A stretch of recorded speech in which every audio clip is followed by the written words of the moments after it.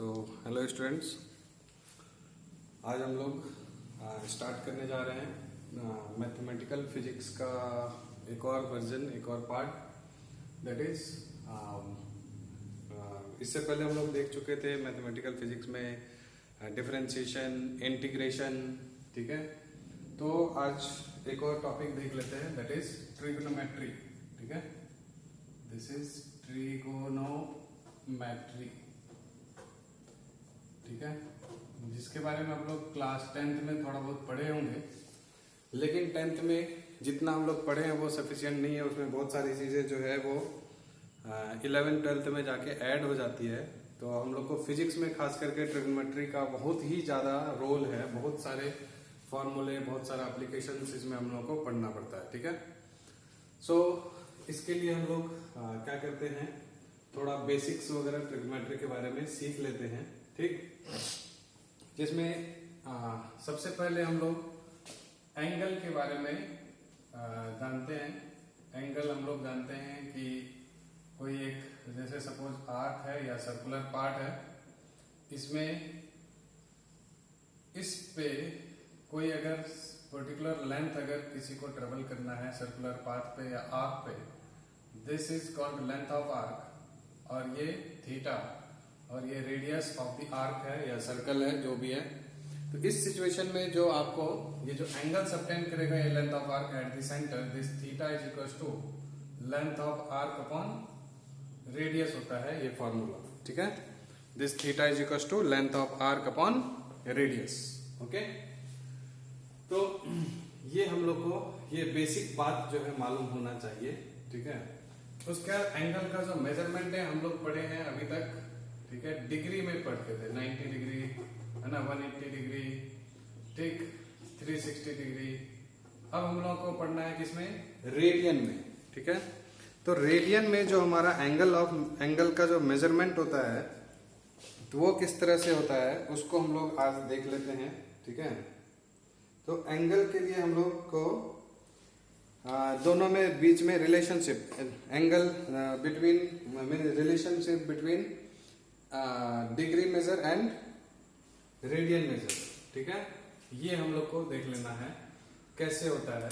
इसके लिए क्या करते हैं हम लोग, एक सर्कल ड्रॉ करते हैं। ठीक है, एक सर्कल ड्रॉ करते हैं। ठीक है, सर्कल, और उस सर्कल का रेडियस क्या होना चाहिए, 1 यूनिट होना चाहिए। ठीक है, सर्कल का रेडियस 1 यूनिट। सो इस सर्कल को हम लोग क्या बोलते हैं, यूनिट सर्कल। ठीक है, this circle is unit circle. ठीक, अब यहां पर इसको हम लोग रेडियस 1 लिख देते हैं। ठीक, ये सपोज यहां से यहां पर गया, इस पॉइंट का नाम ले लेते हैं P, इसका नाम ले लेते हैं Q। ठीक है, समझ गए। तो क्या होता है कि जब ये इसकी रेडियस 1 यूनिट है, तो ये जो लेंथ ऑफ PQ होगा, दिस लेंथ PQ जितना होगा, मान लीजिए सपोज ये 1.5 है। ठीक है, कुछ भी 1.5 मीटर सेंटीमीटर लेंथ इसका है। ठीक है, तो इसलिए यहां पर ये जो एंगल सबटेंड करेगा, that will be equal to half 1.5 radian. ठीक है, यहां पर जो एंगल सबटेंड करेगा दैट इज 1.5 रेडियन। अगर यहां पर सपोज ये 2 है, तो ये एंगल यहां पर 2 रेडियन सबटेंड करेगा। ठीक है, सो यहां जो आपका ये एंगल था theta, this theta is in radian. ठीक है, समझ गए बात। तो क्योंकि यहां पर अभी हमने देखा ये जो एंगल होगा, this theta angle is equal to length of arc. ठीक है, लेंथ ऑफ आर्क कितना था, 1.5 अपॉन में रेडियस कितना है इसका, 1। तो जितना ये लेंथ होगा उतना ही ये एंगल सबटेंड करेगा सेंटर पे। ठीक है, तो आप समझ सकते हैं, ठीक, कि ये पूरा, अगर सपोज हम लोग इसी एंगल को पूरा एक्सटेंड कर देते हैं, ये पूरा लेंथ ऑफ आर्क हमारा यहां से यहां तक हो जाए, शुरू किया P से और खत्म भी हो गया कहां पर, P पर। अगर सपोज ऐसा सिचुएशन होता है कि स्टार्ट भी किया वहीं से और खत्म भी हो गया वहीं पे, तो उस समय में ये जो पूरा लेंथ ऑफ आर्क हो जाएगा उस सिचुएशन में this length of arc is equal to, ये पूरा सरकमफेरेंस होगा और सरकमफेरेंस क्या होता है 2 पाई आर होता है, जहां पर आर जो है वो 1 यूनिट है, तो this length is equal to कितना हो गया 2 पाई। ठीक, तो अब ये हम देख लेते हैं कि ये जो पूरा एंटायर सर्कल है ये सेंटर पे कितना एंगल बनाता है। ठीक है, so this theta is equal to length of arc upon radius. अभी हम लोग देखा basic formula of plane angle. ठीक है, so this theta is equal to length, पूरा का पूरा लेंथ कितना है यहां से यहां तक सर्कमफेरेंस, दिस इज 2 पाई, और रेडियस कितना था 1 तो आप देख सकते हैं this theta comes out to be 2 pi. ठीक है, और आपको बचपन से मालूम होगा इसके बारे में कि ये जो एंगल ये थीटा ये पूरा सेंटर पे जो बनता है वो कितने एंगल का बनता है, this angle is nothing but 360 degree. So यहां से हम लोग 360 डिग्री को 2 पाई के फॉर्म में हम लोग लिख सकते हैं। यहां पर जो 2 पाई है this is in radian and this is in degree, तो यहां से एक रिलेशनशिप बनता है कि 2 पाई रेडियन को हम लोग 360 डिग्री एंगल बोलते हैं। ठीक है, तो अब अगर आप बेसिक से यहां पर इसको समझ में आ गया आपको, तो आप किसी भी एंगल को आप है ना डिग्री से रेडियन में, रेडियन से डिग्री में कन्वर्ट कर सकते हैं। तो हम लोग के सिलेबस में जो है मेन बातें उसको देख लेते हैं। अगर आपका 360 डिग्री है मीन्स 2 पाई रेडियन। ठीक है, अगर आपको बोलता है 180 के बारे में, ठीक है 180 डिग्री जो है अगर बोलता है तो आप समझ सकते हैं इसमें 180 डिग्री कितना होगा, 2 पाई को हम लोग क्या लिखेंगे पाई रेडियन। ठीक है, देखिए ये सीखना बहुत ही ज्यादा जरूरी है, बहुत ही ज्यादा जरूरी है। ठीक है, क्योंकि ये सबसे, अब हम लोग जैसे पहले एंगल को डिग्री में मेजर करते थे, अब जनरली हम लोग फिजिक्स में है ना पाई, पाई बाई 2, पाई बाई 3 ऐसे करके, और मैथ्स में भी ये यूटिलाइज होगा, तो हम लोग एंगल में डायरेक्टली नहीं बोल के कुछ उसको फॉर्मेट देते हैं। ठीक है, तो ये फॉर्मेट रेडियन का फॉर्मेट है, तो आप समझ सकते हैं इसको। फिर और अगर हम लोग आधा करते हैं 90 डिग्री करते हैं इसको, ठीक है, तो 90 डिग्री में क्या हो जाएगा, इसका और आधा पाई बाई 2 रेडियन हो जाएगा। ठीक है, अगर हम चाहते हैं इसको 60 डिग्री करना तो आप देख लीजिए 60 इसका 1/3 हो जाएगा, तो इसको हम लोग बोलेंगे पाई बाई 3 रेडियन। ठीक है, अगर 30 डिग्री करना चाहते हैं तो इसको, इससे सबसे बेसिक यही है फॉर्मूला है ना, रेडियन से मेजर में डिग्री में चेंज करने का फॉर्मूला हम लोग बोल सकते हैं pi radian is equal to 180 degree, इसलिए 1 रेडियन इज इक्वल टू होता है 180 अपॉन पाई डिग्री। इसलिए कितना भी रेडियन अगर हमको निकालना हो, ठीक है, यहाँ पर कोई भी अगर रेडियन मेजर होगा तो ये रेडियन मेजर करने के लिए हम लोग 180 अपॉन पाई इंटू, ठीक है सॉरी डिग्री मेजर करना है। अगर यहाँ पे क्या करना है, डिग्री मेजर करना है, कितना डिग्री है। सो यहाँ पर कितना भी रेडियन होगा, जैसे पाई रेडियन है 1 रेडियन हो गया, तो यहाँ पर पाई बाई 2 रेडियन होगा, तो यहाँ पर पाई बाई 2 से मल्टीप्लाई कर देंगे तो पाई और पाई कैंसिल हो जाएगा, तो ये 90 डिग्री बन जाएगा। समझ गए ना, तो रेडियन को डिग्री में मेजर करने के लिए हम लोग क्या करेंगे, degree measure is equal to 180 upon pi into radian measure. ठीक है, समझ गए। उसी तरह से इसी का जस्ट अपोजिट फॉर्मूला हो जाएगा रेडियन मेजर में अगर हम लोग को फाइंड करना है। ठीक है, सो हम लोग लिखेंगे 180 degree is equal to pi radian, so 1 degree equal to pi upon 180 radian. ठीक है, उसी के बाद अगर यहाँ पर हम लोगों को कोई भी और अगर दूसरा डिग्री चाहिए है ना, 60 डिग्री चाहिए, तो क्या करेंगे पाई अपॉन 180 इंटू 60 कर देंगे, तो पाई बाई 3 रेडियन हो जाएगा। तो आप देखिए फॉर्मूला क्या बन गया, हम लोग को रेडियन मेजर करना है, तो रेडियन मेजर है ना इज इक्वल्स टू क्या फॉर्मूला बनेगा, पाई अपॉन 180 और इंटू में डिग्री मेजर। ठीक है, ये फॉर्मूला आपका बन जाएगा यहां से। समझ गए, एनी प्रॉब्लम? ठीक है, तो इस तरह से जो है ये रिलेशन है डिग्री और उसमें। तो बेसिकली हम लोग को उतना ज्यादा डीप में नहीं जाना है, मैथ्स वाले बच्चों को सब पढ़ना पड़ता है, चैप्टर 3 है मैथ्स का ट्रिग्नोमेट्री, उसमें जाके ये सब पढ़ना है। बट फिजिक्स में आपको सिर्फ बेसिक चीजों को ध्यान में रखना है इसको रखिए, इसी से रिलेट हम लोग कर लेंगे, है ना, π/6 रेडियन। फिर 45 डिग्री अगर आता है, दिस इज π/, है ना, 45 इसका आधा हो जाएगा, है ना, 90 का आधा, तो π/4 रेडियन। इस तरह से हम लोगों को, है ना, डिग्री को रेडियन में कन्वर्ट करने के लिए आना चाहिए। उसी तरह से अगर पूछेगा 4π रेडियन कितना हो जाएगा, तो आप समझ सकते हैं उसका 360 का डबल 720 डिग्री हो जाएगा। ठीक है, क्लियर। तो ये था हमारा कि डिग्री मेजर को रेडियन मेजर में कैसे कन्वर्ट कर सकते हैं। ठीक है, अब थोड़ा और इसके बाद हम लोग एंगल का मेजरमेंट फाइंड करने के लिए सीखते हैं कि किस तरह से एंगल्स को हम लोग मेजर कर सकते हैं। ठीक है, मीन्स एंगल जैसे sine 30 degree, sine 45 degree, cos, sine cos 10 में एंगल का मेजरमेंट में बच्चों को बहुत ज्यादा परेशानी होती है, और खास करके ये होता है कि याद नहीं रहता।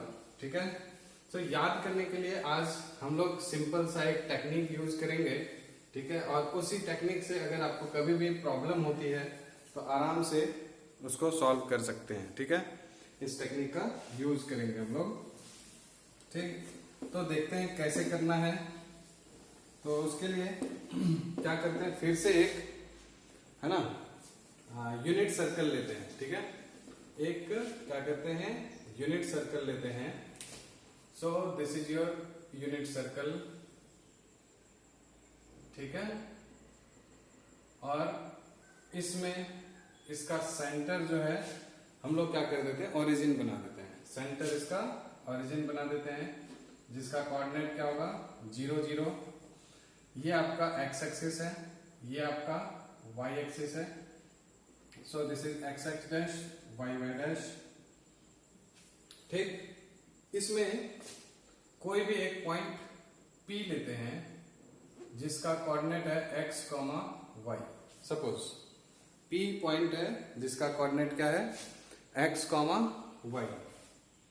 ठीक, और यूनिट सर्कल है, इसका मतलब ये जो है ना, ये डिस्टेंस होगा वो कितना होगा, 1 होगा। So this is the radius of the circle, this distance is 1 unit. So इसका कोऑर्डिनेट क्या हो जाएगा, एक्स एक्सिस पे 1, 0। Any problem, is it visible, 1, 0। ठीक है, ओके। सो अब इसका कोऑर्डिनेट क्या हो जाएगा, ठीक है, ये y एक्सिस पे पॉइंट है। ठीक, और इसलिए इसका x कोऑर्डिनेट क्या हो जाएगा, 0, और y कोऑर्डिनेट क्या हो जाएगा, 1, क्योंकि ये लेंथ 1 है, यूनिट रेडियस है, तो सर्कल का रेडियस 1 यूनिट है। यहां पर देखिए इस वाले कॉर्नर में this length is again 1 unit but on negative x axis, so this is -1, 0। This is -1, 0। Okay, and this distance is again the coordinate of this point is 0, y कितना, -1। ठीक है, again this is 1 unit, so length is 1 unit but coordinate of this is 0, -1। यहां तक में कोई problem नहीं होनी चाहिए किसी को। ठीक है, अब इसको थोड़ा सा प्रोसीड करते हैं हम लोग। इसको जो पॉइंट O है, इसका कोऑर्डिनेट O है, इसको इधर शिफ्ट कर देते हैं क्योंकि थोड़ा डायग्राम वगैरह बनाना है। तो इसको हम लोग क्या कर रहे हैं, यहां से ज्वाइन कर दे रहे हैं P पॉइंट को। ठीक है, तो आप समझ सकते हैं रेडियस इसका फिर से अभी भी 1 होगा। ठीक, अब यहां से एक परपेंडिकुलर ड्रॉ करते हैं एक्स एक्सिस पे। ठीक है, और ये कहते हैं कि ये है ना, एक्स एक्सिस के साथ ये एंगल जो है, ठीक, सपोज कितना बना रहा होगा, थीटा बना रहा होगा। चलिए, ठीक है, कितना, थीटा बना रहा होगा। ओके, सो आप देखिए यहां से ये जो डिस्टेंस है, this distance is y। Okay, and ये जो डिस्टेंस होगा वो x होगा, क्योंकि ये कोऑर्डिनेट है इसका। आप लोग पढ़े होंगे, अगर इसका कोऑर्डिनेट 3, 4 है तो ये डिस्टेंस 3 और ये डिस्टेंस 4 है ना, x और y डिस्टेंस। ओके, चलिए, अब ये हमारा एक, देखिए हमने परपेंडिकुलर जो ड्रॉ किया तो ये एक राइट एंगल ट्रायंगल बन गया। ठीक है, इसका नाम यहाँ पर m रख देते हैं। So triangle OPM is a right angle triangle. ठीक है, OPM is a right angle triangle. और इस ट्रायंगल में अगर हम लोग साइन थीटा की बात करें, ठीक है, साइन थीटा की बात करें तो दिस इज थीटा के जस्ट अपोजिट वाली साइड ये परपेंडिकुलर, ठीक है, अपॉन हाइपोटेनियस। हाइपोटेनियस क्या होगा, परपेंडिकुलर के जस्ट अपोजिट वाली साइड 1। सो आप यहां से देख सकते हैं कि जो y है दिस इज साइन थीटा के बराबर हो गया। y जो है इसका साइन थीटा के बराबर हो गया, ठीक है। अब इसमें cos थीटा हम लोग अप्लाई करते हैं, तो cos थीटा कितना हो गया बताइए। cos थीटा क्या होता है, बेस अपॉन हाइपोटेनियस, तो बेस इज x और hypotenuse is this, so base x upon hypotenuse 1। तो आप देख सकते हैं यहां से x जो है वो cos थीटा के बराबर हो गया। समझ आ रही बात सबको। तो जो सर्कल पे कोऑर्डिनेट है उसको हम लोग इस तरह से भी रिप्रेजेंट कर सकते हैं, cos theta comma sine theta, क्योंकि x जो है वो cos थीटा हो गया और y जो है वो साइन थीटा हो गया। तो ये प्रेजेंटेशन हम लोग इस तरह से भी कर सकते हैं। सो यहां तक में कोई प्रॉब्लम नहीं होनी चाहिए, ठीक है। अब यहां से हम लोग इंटरेस्टिंग बात ये निकाल सकते हैं, ये देखिए ये जो एंगल है, ठीक है, सॉरी ये जो कोऑर्डिनेट है, फर्स्ट वाला x है तो इसको हम लोग cos थीटा बोलेंगे और ये वाला साइन थीटा, और यही चीज सब जगह करेंगे। This is cos, this is sine, this is cos, this is sine, this is cos, this is sine, ठीक है। हर जगह पर ये एप्लीकेबल होगा, एग्रीड, ठीक है।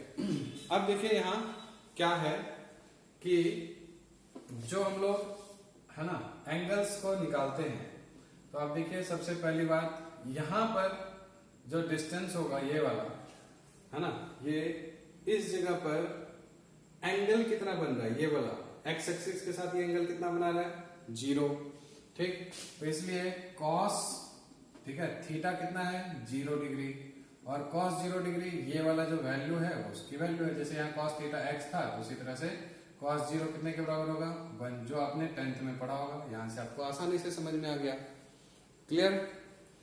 उसके बाद फिर आप देखिए साइन 0 डिग्री, ठीक है, तो इस जगह पर जो एंगल है वो 0 डिग्री है और साइन 0 कितने के बराबर हो गया 0 के बराबर हो गया, सिंपल, ठीक।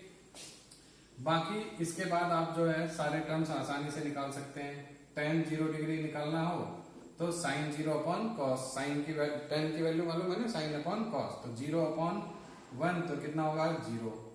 अब साइन कॉस tan पता चल गया, तो बाकी कॉसेक जो है आप निकाल ही सकते हैं।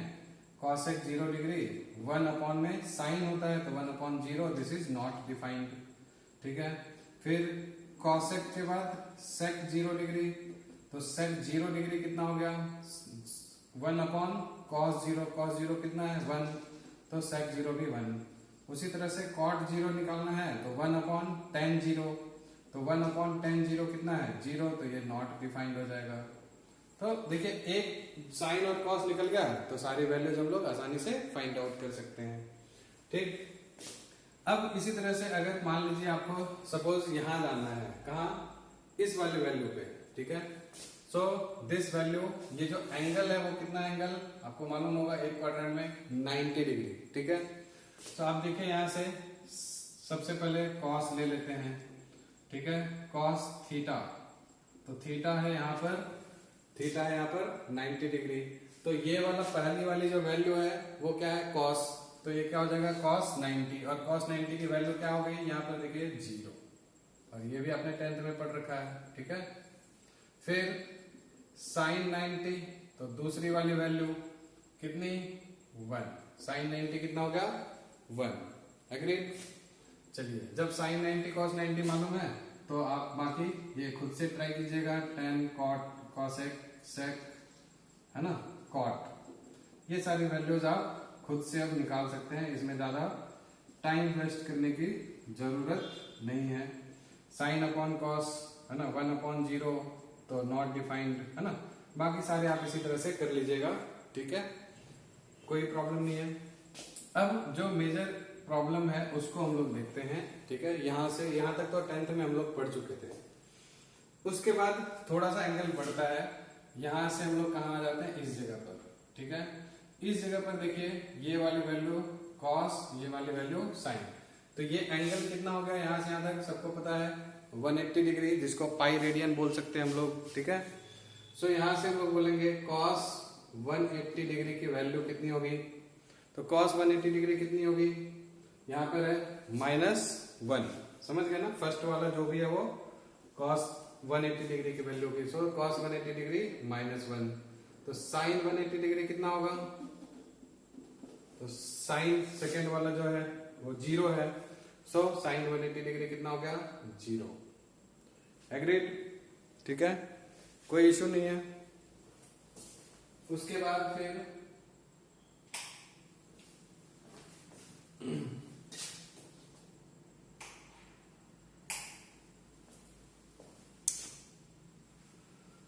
साइन कॉस हो गया। tan 180 डिग्री कितना होगा? tan, तो आप निकाल लीजिएगा tan 180 degree sine upon cos, तो 0 हो जाएगा। tan मालूम है तो cot 180 डिग्री यहीं से 1/10, तो 1/0 क्या हो जाएगा? Not defined. ठीक है, फिर sec निकालना है, sec 180 डिग्री तो 1/cos, तो 1/-1, तो ये भी हो जाएगा -1। ठीक, फिर cosec 180 डिग्री निकालना है तो cosec 1/sin, तो 1/sin क्या हो जाएगा? 1/0, नॉट डिफाइंड। ठीक है, सो आई होप ये सारी चीजें आप लोगों को क्लियर हो गई होगी। ठीक है, फिर उसी तरह से हम लोग और आगे बढ़ लेते हैं थोड़ा सा। ये देखिए, ये वाली जो वैल्यू है, ये एंगल कितना है? यहां से यहां तक जब जा रहे हैं तो दिस इज 270 डिग्री। ठीक है, और 270 को हम लोग क्या बोलेंगे? 90 को बोलते हैं π/2, तो 3 से मल्टीप्लाई कर देंगे तो 90 × 3 270। सो ये इट बिकम्स 3π/2 रेडियन में अगर बात करें तो। हम लोग अगर cos की बात करते हैं, cos 270 डिग्री, तो cos 270 डिग्री कितने के बराबर आ रहा है बताइए? cos पहले वाली वैल्यू, ये कोऑर्डिनेट अभी हमने देखा था, दिस इज 0, तो cos 270 0। फिर sin 270 कितना हो जाएगा? तो ये वाला वैल्यू sin है, तो ये कितना है? -1। sin cos पता चल गया तो आप लोग बाकी की चीजें निकाल सकते हैं। ठीक है, एक मैंने 180 का करके दिखा दिया, इसका भी 0 का भी करके दिखा दिया, तो आप कर सकते हैं। sin cos 10 sin upon cos -1/0, फिर से नॉट डिफाइंड। ठीक है, कोई प्रॉब्लम यहां तक? सो आप देखिए, cos हो गया 270। अब फिर हम लोग कहां पे चलते हैं? यहाँ पर 360 पे। ठीक है, सो cos 360 की वैल्यू क्या हो जाएगी? cos 360 डिग्री इक्वल्स टू कितना हो जाएगा? cos है ना, ये वाला है 360, पूरा यहां से यहां तक आएंगे तो ये 360 एंगल है। तो जो 0 की वैल्यू होती थी, 0 और 360 पे सेम होगा। सो यहां से cos 360 डिग्री इक्वल्स टू कितना हो गया? यहाँ से 1, और sin 360 डिग्री इक्वल्स टू कितना हो गया? 0। ठीक है, ये वाला। और बाकी इसी तरह से tan आपको निकालना है, tan 360 डिग्री यानी tan 2π, दैट बिकम्स 0/1 0। बाकी cos sin cos tan हो गया, यही मेन होता है। उसके बाद वाले तो हम लोग रेसिप्रोकल करके निकाल ही लेते हैं। ठीक है, सो आई होप कि यहां तक आपको पूरा समझ में आ